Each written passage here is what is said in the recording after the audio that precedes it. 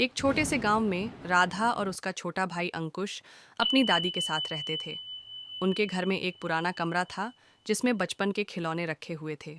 उन्हीं में से एक था एक सफ़ेद खरगोश का पुराना गुड़िया।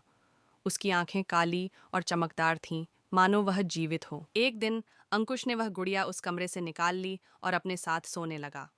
उसी रात से अजीब घटनाएं होने लगीं। राधा ने देखा कि रात को जब सब सोते तो गुड़िया की आंखें घूमती थीं। कभी वह अलमारी के ऊपर पाई जाती तो कभी बिस्तर के पास।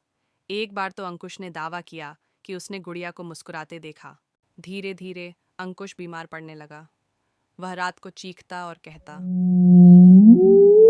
वह मुझे देख रही है। दादी ने समझ लिया कि कुछ गड़बड़ है।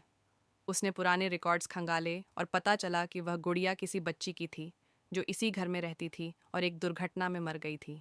उसकी आत्मा शायद उस खिलौने में फंसी हुई थी। दादी ने एक पंडित को बुलाया।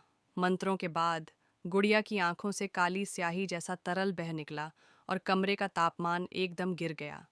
फिर सब शांत हो गया। अगली सुबह गुड़िया फिर से उसी पुराने कमरे में थी, लेकिन अब उसकी आंखों में जान नहीं थी।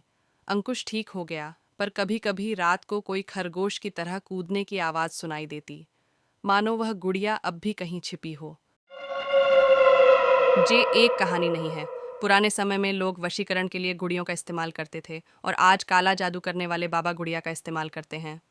अगर आपको भी कोई पुरानी गुड़िया मिले, उसे उठाना मत, नहीं तो पछताओगे।